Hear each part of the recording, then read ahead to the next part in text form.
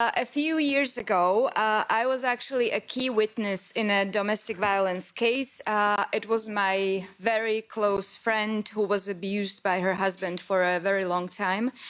And it took her a very long time to find the courage and press charges. And when she finally did, it looked like this. A friend, a victim of domestic violence, sat alone in the corridor of a police station for several hours. Then she was interrogated by a man, an investigator.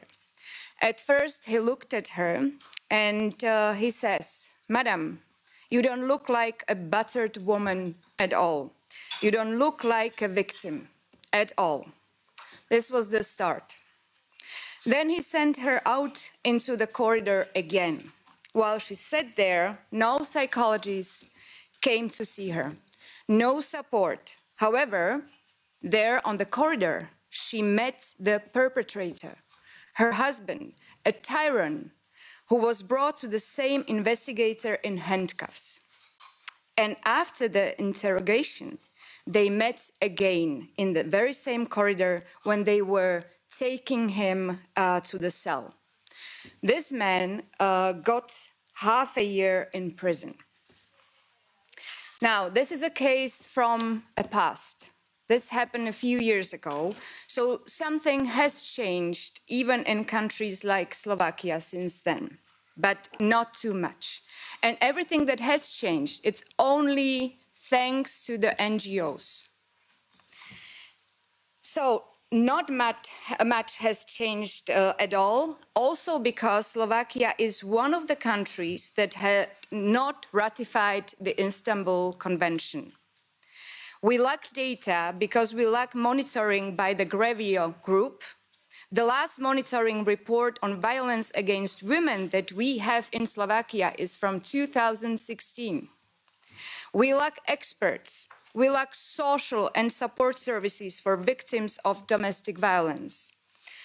Violence against women or domestic violence is often qualified by the police only as an administrative offense, not a crime. So do you know what were the very reasons why Slovakia did not ratify the Istanbul Conventions?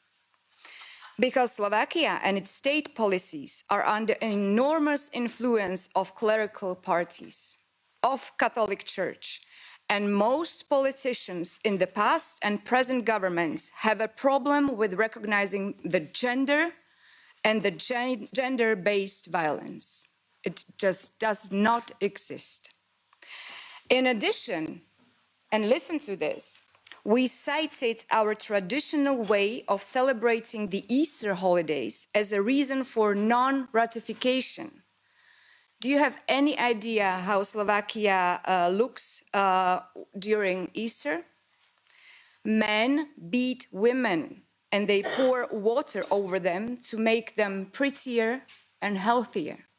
This is our tradition. So we were afraid that we would lose this traditional celebration of legal violence against women if we ratified the Istanbul Convention. And we are also one of the few countries in EU that has not yet been able to enact a ban on corporal punishment in the upbringing of children. And it is the very organizations that support the ban on abortion and support the rights of unborn children in Slovakia who are very much against the ban on corporal punishment of living children. This is the reality. This is a very short picture. And why am I telling you this?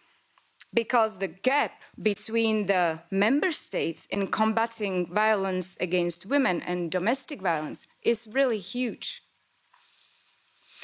And often the official numbers in the statistics do not even reveal the gap at all because they are deceptive in this regard.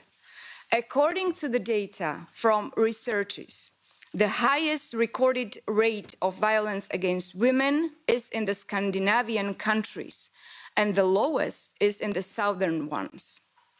But the key factor that we must consider is the culture of the society.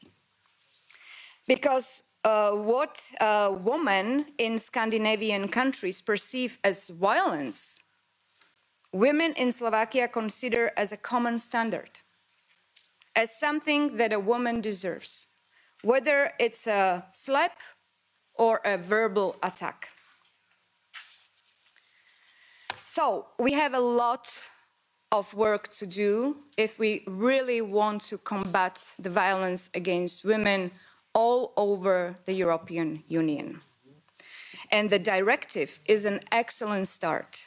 As a woman and a politician from Slovakia, I have to say I very much welcome the fact that this is a directive and it must be incorporated into the national legislation. Because we can no longer rely only on the goodwill of politicians from the national level, especially with regard to the situation in some member states in which ultra-right or clerical parties are winning the elections. So let's keep our fingers crossed. Thank you.